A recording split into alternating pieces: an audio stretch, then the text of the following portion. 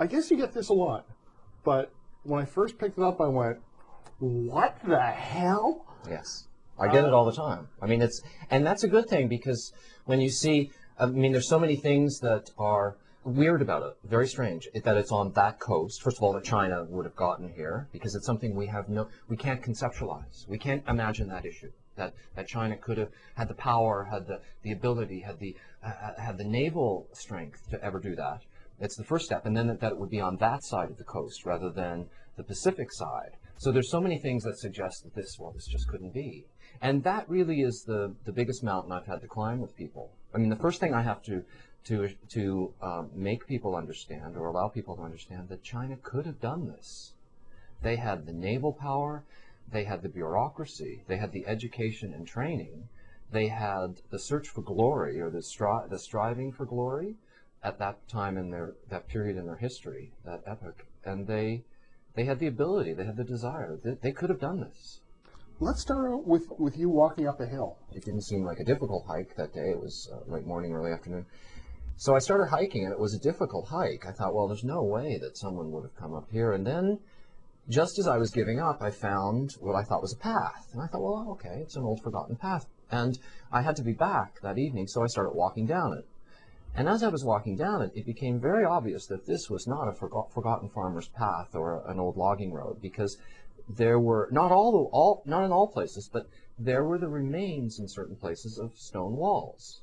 And farmers or logging companies don't build stone walls. And there's in Cape Breton, it's a very unusual thing to see. Roads in the forest, roads on a hillside, a mountainside, with stone walls on both sides. So I knew there was something at the top at that point, because you don't build a road up the side of the mountain and stop halfway. Particularly a road of this sort, which was had been well maintained, and was a consistent width. And it had these stone walls. So I mean, the next step was to order aerial photographs of the site, because you can see the remains of history more easily from the air. They look like architectural plans versus on the site, thinking that I'd find something French. Not so much a fortress, because I knew there was no fortress up there built by the French, because the French never recorded it. But I thought there might be an old chapel or something, I don't know, a couple of houses, I don't know what.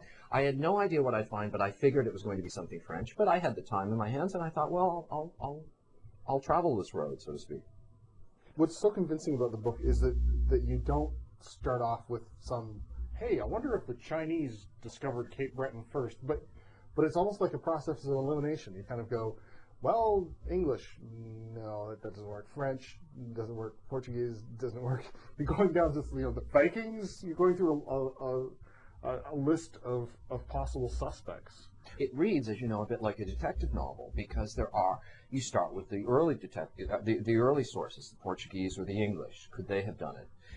Because what I found first, I found two things. I found this what we consider now to have been a myth, but in the 1400s it was not a myth, this island of 7 cities. There was an island. Europe believed that there was an island on the other side of the North Atlantic, and there are only two there, Cape Breton and Newfoundland.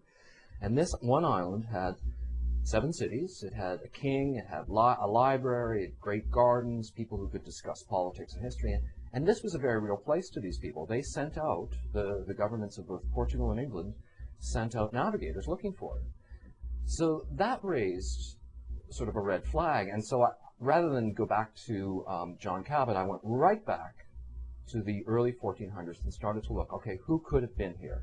And I went through the Portuguese, as you say, the English, the French, and I kept having to say, well, no, there's absolutely no record of these people, and if they came, if there is a record, it's over here. If there is a map, it doesn't show anything. Every observation, every letter, and Cape Breton is a very well documented island. It's the first named place in North America. So I just simply went through the original documents, not as much through the later histories, the scholarly work. I went to the original documents and said, okay, what were people saying about this, and what did John Cabot say about this island in 1497? Well, he said he had found the island of 7 cities, and he gave his specific location as Cape Breton Island. So that again, at each point, at each layer, at each step in the road, there was more and more substance to this story, that there was something here. There wasn't indeed something here, something early. China was the last place I was looking.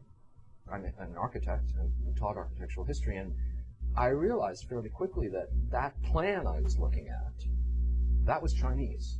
And in some ways, it's like a piece of music. You can't fool with that. You know, you hear a piece of music from one country and you say, well, that's from that. It's the same way with architecture speaks. On the top of the mountain, there are the ruins of a very large stone wall that much larger than the smaller town that's located inside it. Again, that's a Chinese issue, a Chinese design issue. In terms of siting, they build a town much smaller than the surrounding wall. They include gardens and farms and summer houses often. And then the smaller town is built on the side of a hill, not on the summit, off to the side, again Chinese.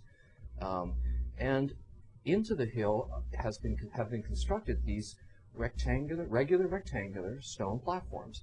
All that is left are the remains of them, obviously, but they look like the remains of stone platforms that once had wooden buildings on top of them. They were built for some reason. That's exactly the way the Chinese build. It's again a one-to-one relationship in terms of the ruins. It was beginning to look like there was a couple of coincidences, and then there were 3 or 4 coincidences, and then there was a handful, and then there was a dozen, and then there was 50. And when I laid them all out in a very organized way, it's hard. Well, you yourself, people go into this with great skepticism, and by 3/4 of the way through the book, they're going, oh my gosh, there's something here. The book is The Island of 7 Cities, where the Chinese settled when they discovered North America. That's right, when they discovered North America. This is you have to read it and then you kind of believe it. It's scary. It's scary how convincing you are. And The Island of the 7 Cities by Paul Chiasson is published by Random House of Canada.